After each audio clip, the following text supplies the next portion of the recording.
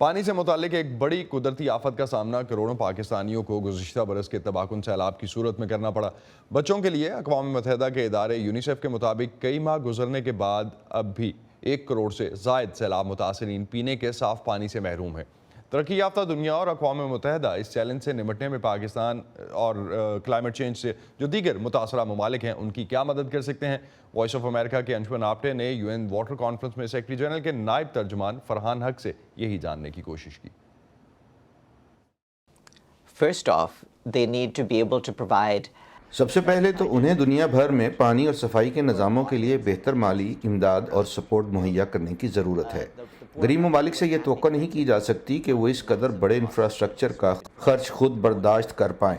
لہٰذا بین الاقوامی مالیاتی نظاموں میں ریفارم کی ضرورت ہے تاکہ اس قسم کے پروجیکٹس کے لیے فنڈنگ آسان ہو۔ دوسری بات کا تعلق کلائمیٹ سے ہے۔ دیکھیے، پاکستان نے گزشتہ سال جس مسئلے کا سامنا کیا ایک بہت بڑے سیلاب کی شکل میں، پاکستان کا گلوبل وارمنگ میں کوئی اتنا بڑا ہاتھ نہیں، لیکن گزشتہ برس کے سیلاب جیسے عوامل سے آپ دیکھ سکتے ہیں کہ پاکستان گلوبل وارمنگ کے اثرات سے متاثر ہوا ہے۔ ہمیں اس بات کو یقینی بنانے کی ضرورت ہے کہ ترقی یافتہ ممالک مالیاتی اور تکنیکی سطحوں پر نسبتاً کہیں زیادہ حصہ ڈالیں تاکہ عالمی حدت کو بڑھنے سے روکا جائے، جو پاکستان جیسے ممالک میں بڑے بحرانوں کا سبب بن سکتی ہے۔ to avert further warming that can cause a huge crisis in countries like Pakistan.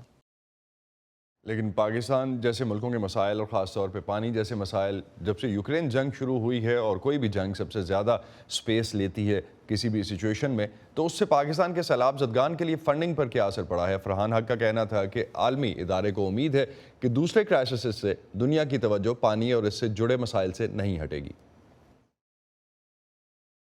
Pledging conference کے فوری بعد فنڈنگ میں بہت زیادہ اضافہ ہوا تھا، لیکن اس کے بعد سے جیسا کہ آپ کو علم ہے، ترکیہ اور شام میں انتہائی بڑے زلزلے سمیت بہت سے دوسرے بڑے بحران پیدا ہوئے۔ لہٰذا بہت سے مسائل کو اس امداد کی ضرورت ہے، اور ہم ملکوں پر زور دے رہے ہیں کہ وہ فنڈنگ کو بڑھائیں تاکہ پاکستان فراموش نہ ہو جائے۔